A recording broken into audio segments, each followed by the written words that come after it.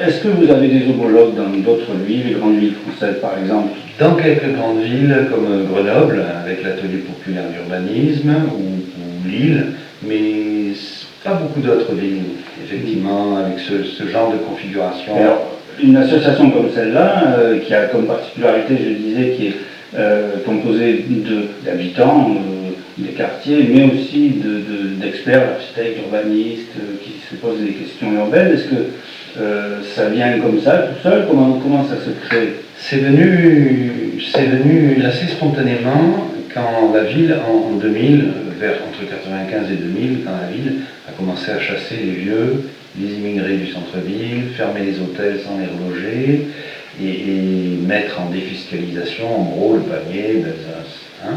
Le quartier Belzunce, c'était ça. Le quartier Belzunce. Et donc la ville avait des méthodes très brutales au travers de sa société Marseille Aménagement. Et donc c'est comme ça qu'elle s'est fondée assez spontanément en disant mais ces gens ils ont le droit de vivre en ville, les vieux travailleurs du bâtiment, etc. Et elle s'est fondée sur ce combat-là, militant et juridique en même temps, puisque notre avocate Chantal Bourglan a gagné plein de procès jusqu'à ce qu'ils arrêtent ces méthodes. Donc ça c'était 2000-2005, je crois. 2000-2005, ouais, d'accord.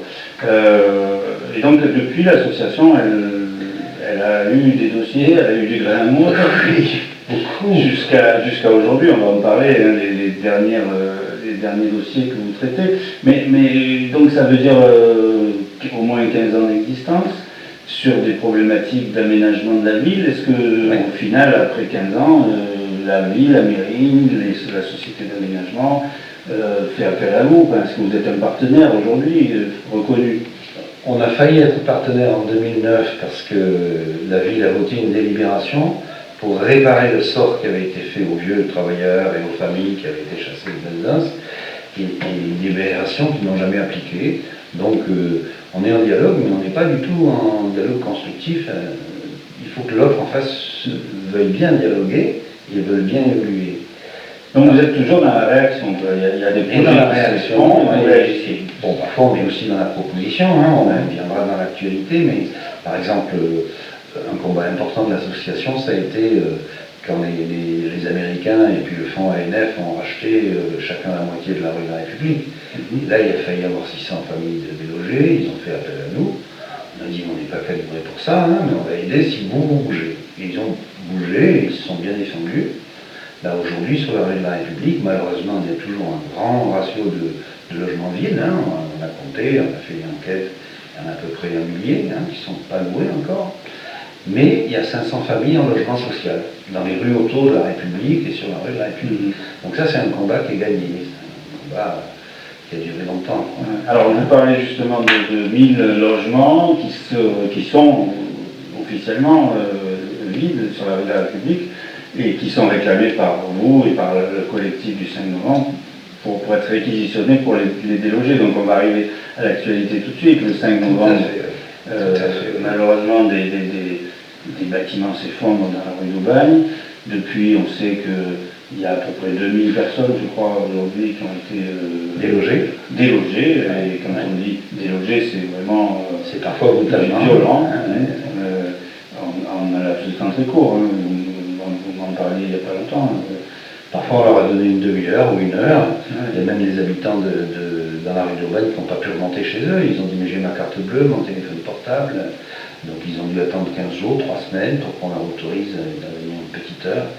Et aujourd'hui il y a encore plus de 1000 personnes, alors cette fois-ci pas d'Aubagne mais de tous les quartiers de Marseille, qui sont pour la plupart en hôtel dans des conditions absolument invraisemblables. Une femme avec 3 enfants qui est dans une chambre d'hôtel, elle n'a pas de machine à laver, elle ne peut pas aller chercher ses habits, parfois on va la mettre dans un hôtel qui est au bout d'une ligne de métro, donc comment on fait pour les gosses le matin, aller à l'école, venir, chercher, etc. Alors il y a un système qui s'est mis en place avec une maîtrise d'œuvre urbaine et sociale, qu'on appelle une mousse, avec la société Solidaire Provence, l'association Solidaire Provence. Est-ce que ça fonctionne pas mieux depuis que c'est mis en place? Ils Ça sont fait un petit mois que ça ouais, fonctionne. ils sont tout au début du travail. Ils Ouais. sont tout au début du travail. Hein. Donc ils ont réussi à faire réintégrer une cinquantaine de familles, si j'ai bien compris. Ils ont, paraît-il, un stock de 300 logements, Ouais. mais il faudrait vérifier quel est l'état de ces logements. Ce n'est pas forcément des logements qui correspondent aux besoins des familles ou qui sont en bon état. Donc ça risque de durer, quoi, hein. Donc heureusement qu'il y a cette maîtrise d'œuvre, parce que c'est des professionnels, ils savent faire le boulot. Maintenant, est-ce qu'on leur a donné les moyens? Ça va prendre quand même un certain Ça temps. va prendre du temps. Le préfet nous dit, dans les rencontres du lundi entre les associations et la préfète, Madame Assinon, nous dit il y a un quart des immeubles où ils pourront réintégrer très rapidement, avec quelques travaux, un quart des immeubles en tellement mauvais état que la question se pose de leur réhabilitation ou pas. Voilà. Et l'autre moitié, c'est entre un mois et 3 mois de travaux. Donc, effectivement, il faut s'attendre à ce que... Donc ça veut dire qu'il y a même trois quarts des immeubles qui pourront être réhabilités, d'après ce que vous dites, et un quart qui seront de toute façon détruits. Qui seront soit détruits, soit rachetés par la puissance publique. Nous ce qu'on réclame à la puissance publique, vraiment pour parler de l'actualité, notamment à l'État, c'est qu'ils mettent en place une société publique d'aménagement qui soit dirigée par l'État, parce que toute personne, enfin, on ne peut pas compter sur Marseille Aménagement ou la Solerne qui ont failli pour faire le travail qu'elle ne voulait pas faire et qu'elle ne sait pas faire. Hein. Et ça va leur plaire que vous disiez ça. Absolument. Absolument. Non, mais ça, on l'a dit publiquement. On a fait un collectif avec la Fondation Abbé Pierre, le Compagnon Bâtisseur, l'Ampil, et dans lequel on a fait une prise de position très ferme en disant on est pour une opération d'intérêt national, on est pour une société publique dirigée par l'État, dans laquelle il y aura la ville, mais dirigée par l'État. Et il faut acheter massivement, quoi. Il faut acheter plusieurs centaines d'immeubles, très certainement. Faire du logement social, du logement très social. Et puis, pour la partie des propriétaires qui ne sont pas des marchands de sommeil et qui ont de la bonne volonté, monter les aides de l'Agence d'amélioration de l'habitat au maximum, quoi. Et alors ça, c'est perçu comment? Quel retour vous avez d'une telle proposition?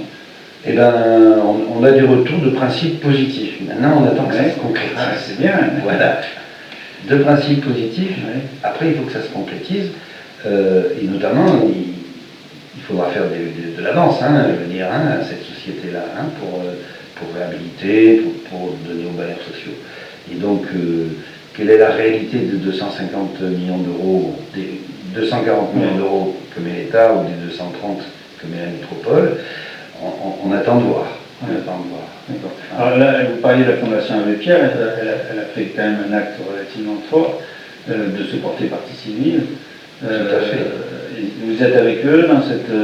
On n'est pas encore dans la partie civile, mais on soutient ce processus et on discute d'entrer en tant que centre libre pour tous dans cette procédure.